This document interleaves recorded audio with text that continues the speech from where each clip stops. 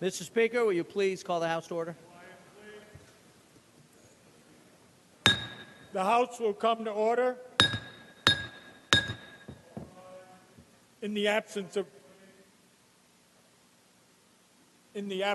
clergy, let us pause for a moment of silence.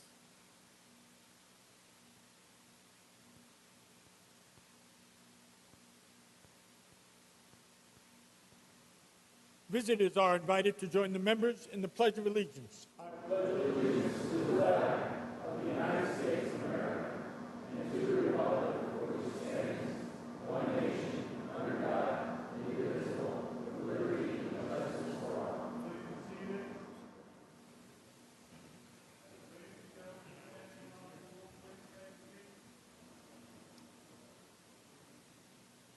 Mr. Morelli.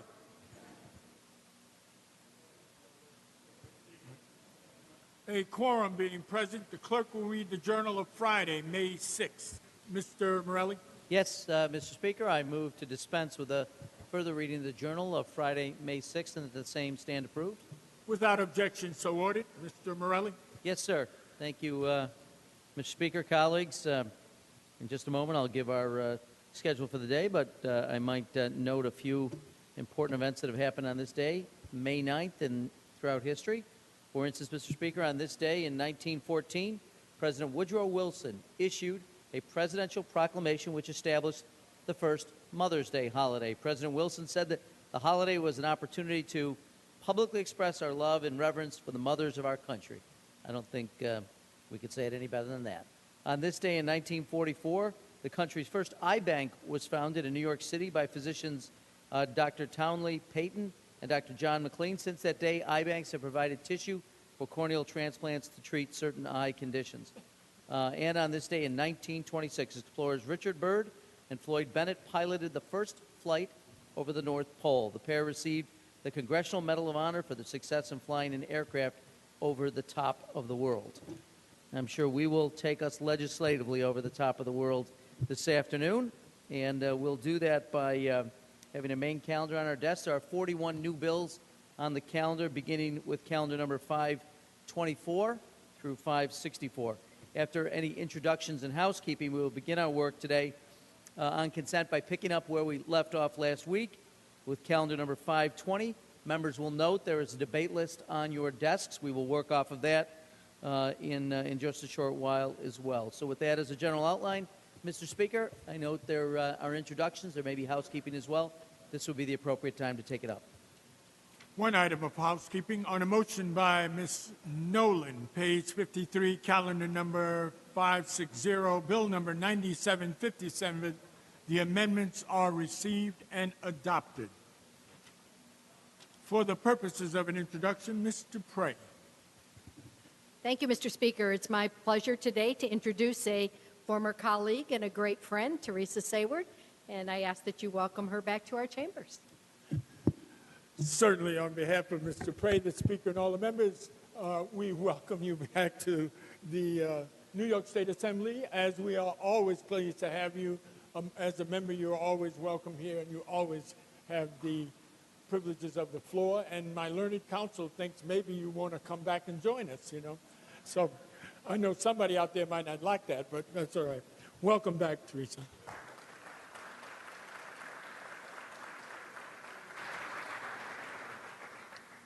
Ms. Werner.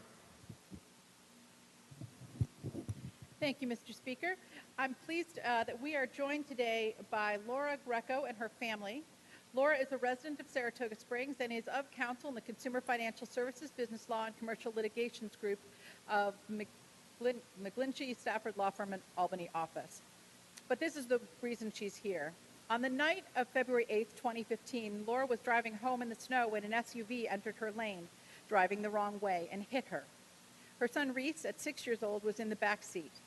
With time to swerve, Laura and her son ended up with only minor injuries. But in a CT scan taken as a precaution in the emergency department at Saratoga Hospital, a doctor noticed a mass in her lung and encouraged her to have it examined. Weeks later, Laura learned that the almost 4-centimeter tumor was lung cancer. In this way, the car accident that could have taken her life ultimately saved it. Laura had never smoked a cigarette, had no family history of lung cancer, and experienced no symptoms. This is one of the reasons why half of all lung cancer sufferers die within 1 year of diagnosis.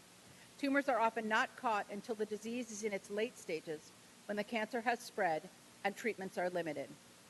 Because patients don't often experience any symptoms at all when their tumors are small. Others dismiss problems like persistent coughs or shortness of breath as symptoms of other respiratory conditions like emphysema. As a result, only 15% are caught in an early, more treatable stage. Lung cancer is also seldom discussed like other cancers are, and there has been a historic lag in research advances that have propelled promising treatments for other cancers. Sadly, this is in part because, unlike other cancers, lung cancer carries a stigma. Due to the illness's long time linked to smoking, patients are blamed for getting sick. That causes some of them to keep quiet and deters philanthropists from making big donations for lung cancer research when public support is greater for finding cures to other diseases. But many lung cancer patients, like Laura, never smoke and are often left to face a stigma that most other cancer patients don't. So I'm proud to recognize Laura Greco, honored to represent her here in the State Assembly, and humbled to join her in wearing turquoise in honor of Women's Lung Week here in New York State. Thank you, Laura.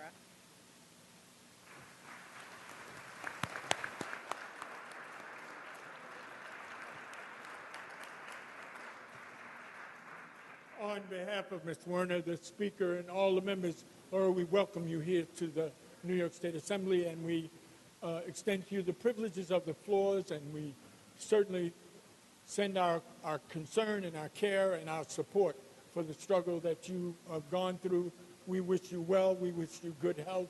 And for those who have not been as fortunate as you, we offer our prayers. Thank you so very much.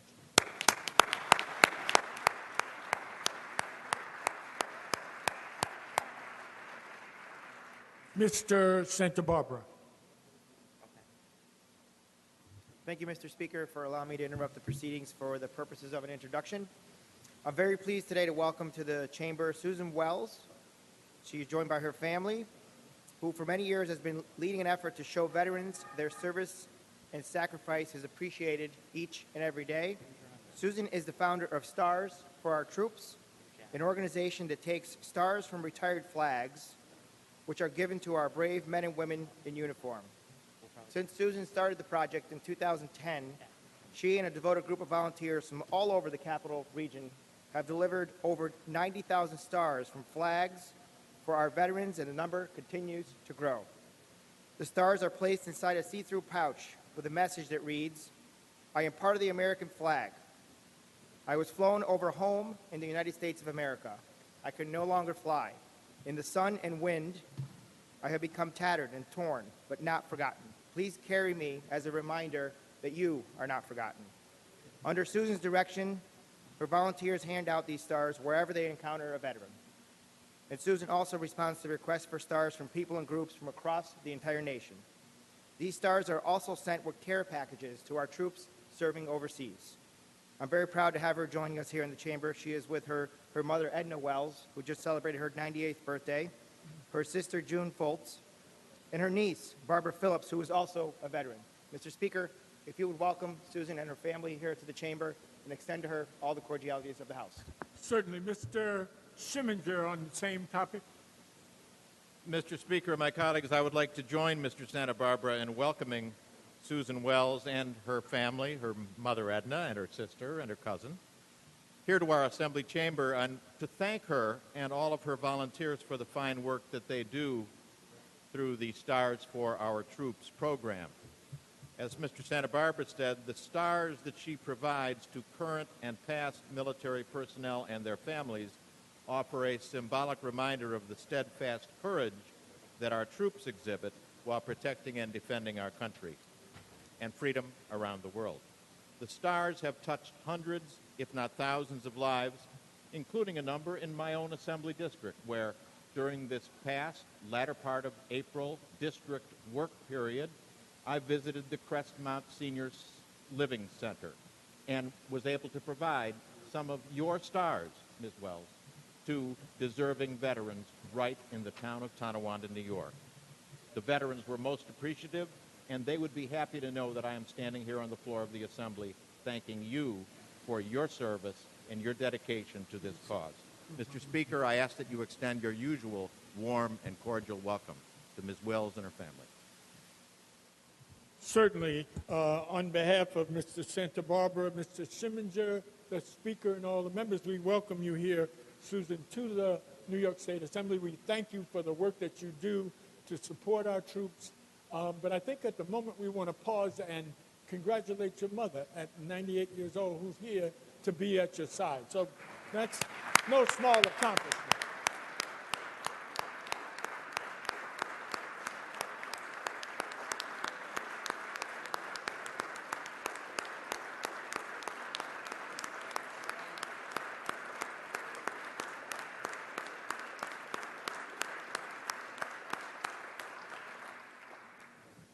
Obviously, Mom, you did a good job. So certainly, Susan, you are extended the privileges of the floor. Thank you again, and we will always be pleased to have you here, and we urge you to continue your great work. Thank you again.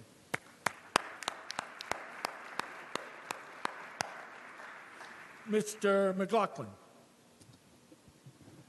Thank you, Mr. Speaker, for allowing me to interrupt the proceedings. And today is always a special day, and appropriate that we're doing it right after Mother's Day. And today we're going to pass a resolution on celebrating Blue Star Families Day and honoring the Blue Star families and the Blue Star mothers. And we are joined today by a few chapters of Blue Star moms, and I'd like to take a moment to introduce them and just to thank them for their service, because they serve just like their child serves in the military.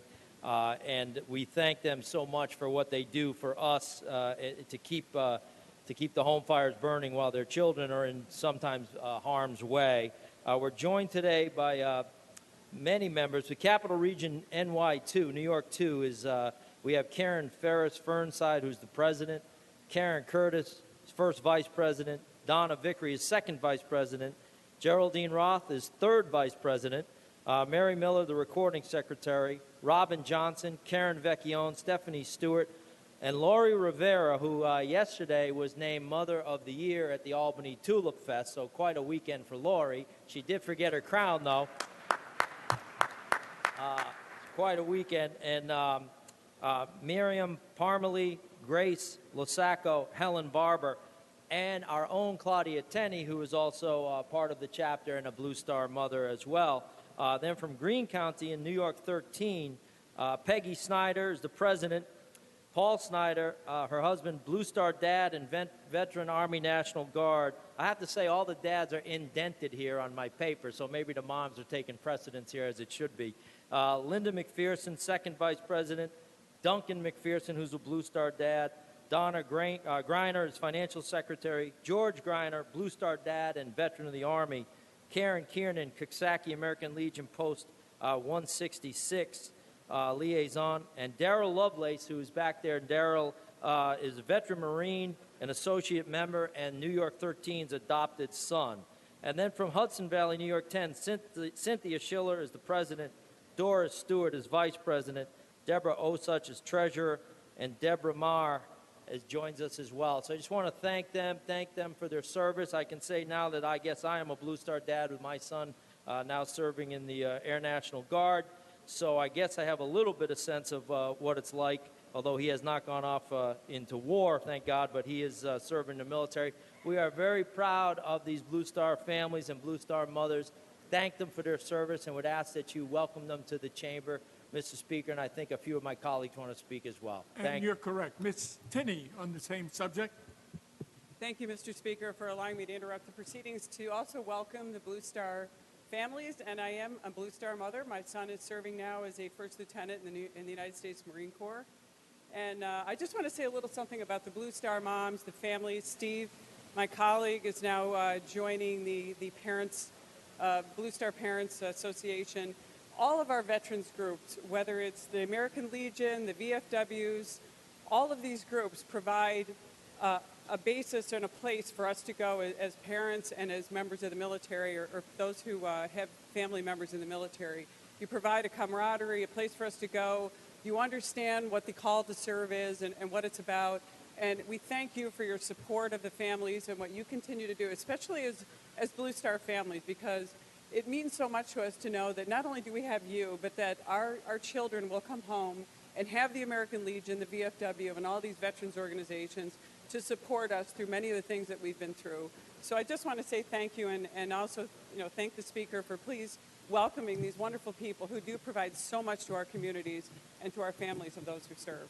Thank you, Mr. Speaker. You're welcome. Mr. Lopez on the same subject. Thank you, Mr. Speaker, and I'm very proud to join my colleagues in acknowledging and honoring our Blue Star families. As a Blue Star dad, I certainly understand the mission of this organization, and so I'm in contact on a daily basis with my daughter who's serving in Okinawa as an airman, U.S. Air Force. And in that conversation, the importance of this group becomes even more real because our military are flesh and blood. Their sons, their daughters, they struggle with emotions, they struggle with isolation, they struggle with uncertainty, they struggle with the stress of being away from family and country. And so not only having a presence here, but these folks are in the hearts and minds of those serving and give them courage and strength to do the job they need to do to defend our freedoms. So their role reaches beyond the borders of this capital, reaches beyond the borders of this country, and their presence is felt in the hearts and minds of those serving, and our military need them. They need the love of family to do their job. So, Mr. Speaker, please welcome them. Thank you. Certainly. On behalf of Mr. McLaughlin, Ms. Tinney, Mr. Lopez, the Speaker, and all the members, we welcome these Blue Star family, both men and fathers here, women and fathers here to this chamber, the New York State Assembly. We are the People's House. We are so pleased to have you, and we commend you on the work and the support that you provide both families and troops around the world. Thank you so very much.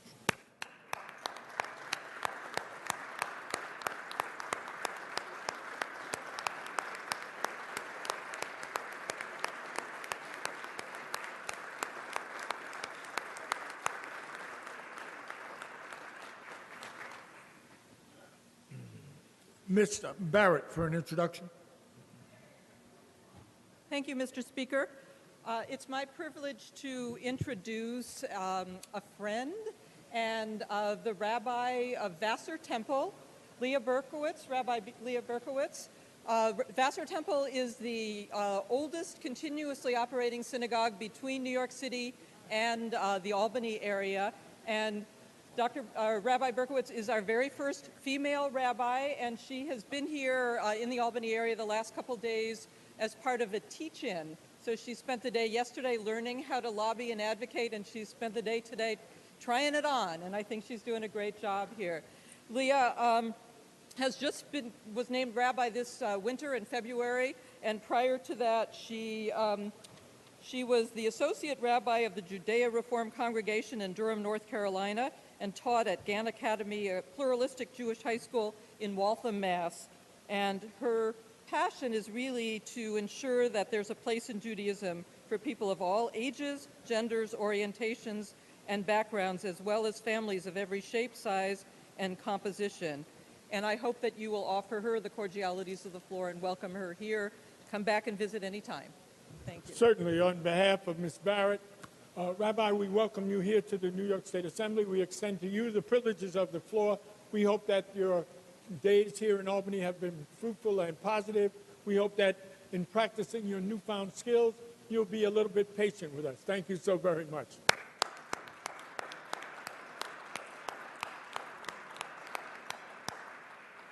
Ms. Jaffe for an introduction.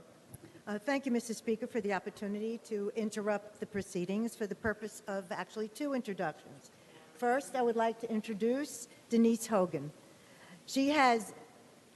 Denise has had led a tireless battle to stop people from smoking in her role as coordinator of the Power Against Tobacco. The Power Against Tobacco is a leading organization in Rockland County dedicated to partnering with the Department of Health, local coalitions, individual citizens, businesses, and not-for-profit organizations to reduce smoking rates and to create tobacco-free environments that protect non-smokers from the exposure to secondhand smoke. Collaborating with our local community partners, Power participates in a variety of community events and activities that deliver our message throughout the county and empower communities to engage in strategies to denormalize tobacco use. And she's here as we celebrate and recognize women's lung health this week. Very shortly, we will be voting on a resolution celebrating and honor the power of women who stand united to fight against lung cancer. So she's an extraordinary leader and a good friend, and she has done an amazing job. I ask that you would extend the cordialities of the House to the leadership, Denise Hogan, and her efforts for our health. Certainly, on behalf of Ms. Jaffe, the Speaker, and all the members, Denise, we welcome you here to the New York State Assembly. We commend you on the work that you're doing to keep our communities healthy. We hope that you will continue that work, and you are always welcome here. Thank you so very much.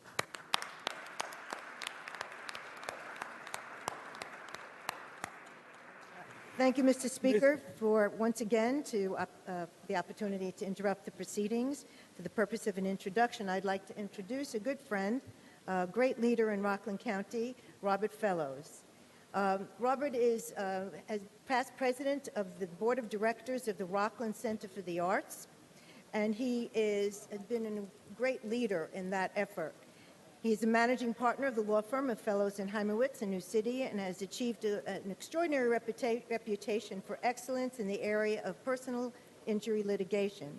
He's the member of many professional associations, such as the American Association of Justice, where he is an advocate of trial advocacy, and of New York State Trial Lawyers Association. He also serves on a number of boards of directors for the Julio Gall Foundation, providing assistance to rising opera stars, and the board of the Rockland Community Foundation, which fosters charitable giving for connecting donors to community needs. He's been recognized by numerous community organizations for his dedicated community activism. And he has studied acting in New York City and appeared in community theater. And he's an avid cyclist and enjoys playing the blues harmonica. He's amazing when he does that. He's a member of the visual quality panel of the new Tappan Zee Bridge. He's a great leader in our community. And Mr. Speaker, I ask that you would extend the cordialities of the House to Robert Fellows. Certainly, on behalf of Ms. Jaffe, the Speaker, and all the members, we welcome you here, sir, to the New York State Assembly. Obviously a Renaissance man. We are always in need of such gentlemen. Thank you for being here. Always feel free to come back.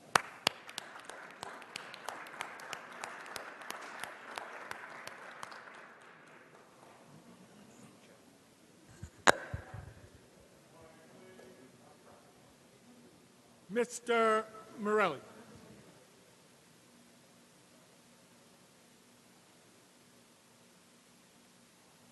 Thank you, Mr. Speaker. If we could go to page 3 of the main calendar, we're going to begin our resolutions with Assembly Resolution 1291 by Ms. Gunther.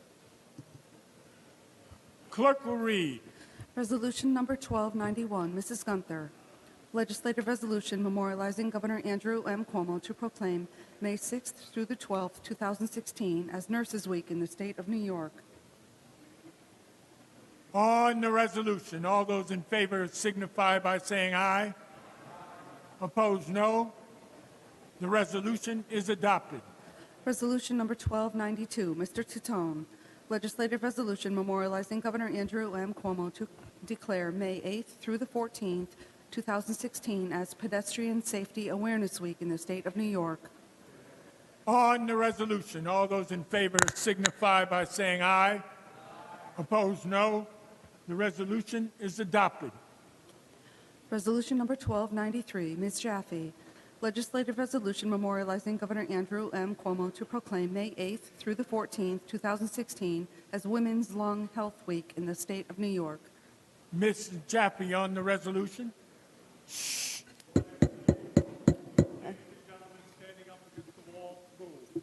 Thank you, Mr. Speaker. Women's Lung Health Week celebrates and honors the power of women who stand united to fight lung cancer, as well as other lung diseases, including asthma, chronic pulmonary disease, and pulmonary fibrosis. Although smoking rates have dropped significantly over the last 2 decades, the lung cancer death rate in women has more than doubled in the past 35 years. Lung cancer is the #1 cancer killer of women in New York and the United States. Every 5 minutes, a woman in the United States is told that she has lung cancer. While smoking increases your risk of developing lung cancer, anyone can get lung cancer. Lung cancer kills almost twice as many women as any other cancer. And yet, according to the American Lung Association's inaugural Women's Lung Health Barometer, a survey of over 1,000 American women ages 18 and over that measures women's awareness, knowledge, and perceptions of lung cancer, this disease is not even on women's radar. In fact, when asked to identify cancers that affect women, only 1% of women cited lung cancer. The barometer also revealed that more than half of women believe that breast cancer kills more women. However, according to the U.S. Centers of Disease Control and Prevention, lung cancer kills about 38 out of every 100,000 U.S. women each year. Let's put an end to what the ALA has called a silent epidemic. Working together through advocacy and education, we can raise awareness. Today, we stand together against lung cancer and for lung health. Thank you, Mr. Speaker. Thank you, Ms. Jaffe. On the resolution, all those in favor signify by saying aye. Opposed, no. The resolution is adopted.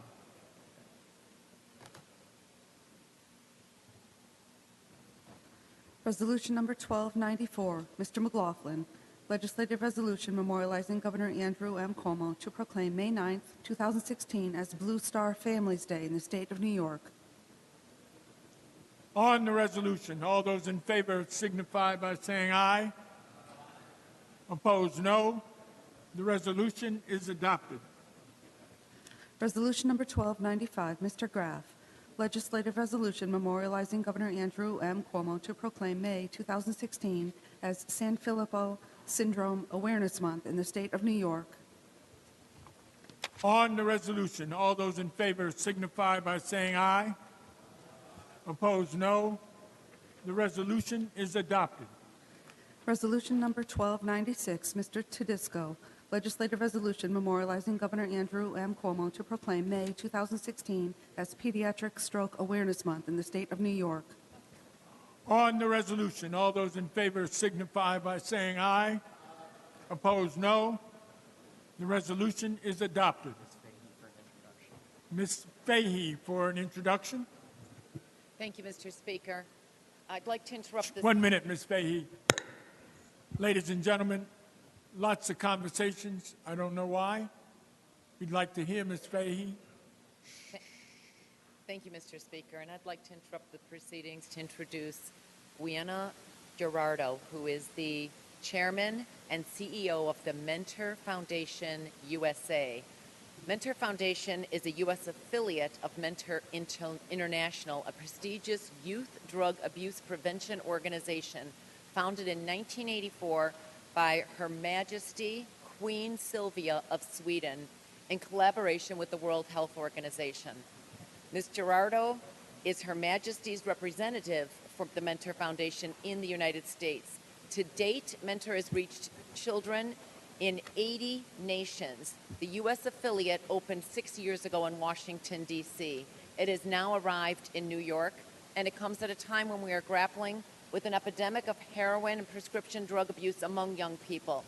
It targets an audience of high school-age students with a message transmitted by the only messengers they tend to listen to, their peers.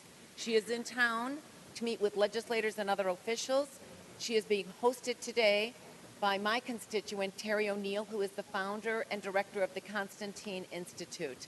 If you would, please welcome Ms. Gerardo and give our compliments to Her Majesty Queen Sylvia of Sweden and extend the cordialities of the House. Thank you. Certainly, on behalf of Ms. Fahey, we welcome you here to the New York State Assembly. We extend to you the privileges of the floor and certainly appreciate the fact that you have come to share this important information with us, and our best regards to the Queen as we will. Thank you so very much. Welcome, and always come back.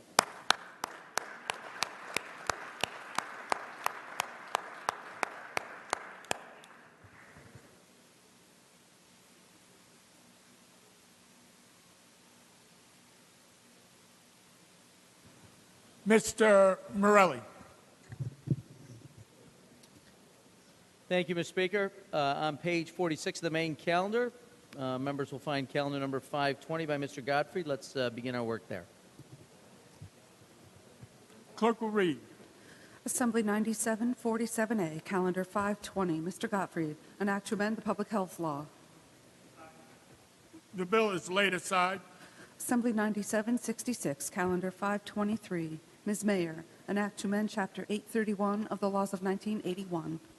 Read the last section. This act shall take effect immediately. Clerk will record the vote. Mr. Morelli. Yes, thank you, sir.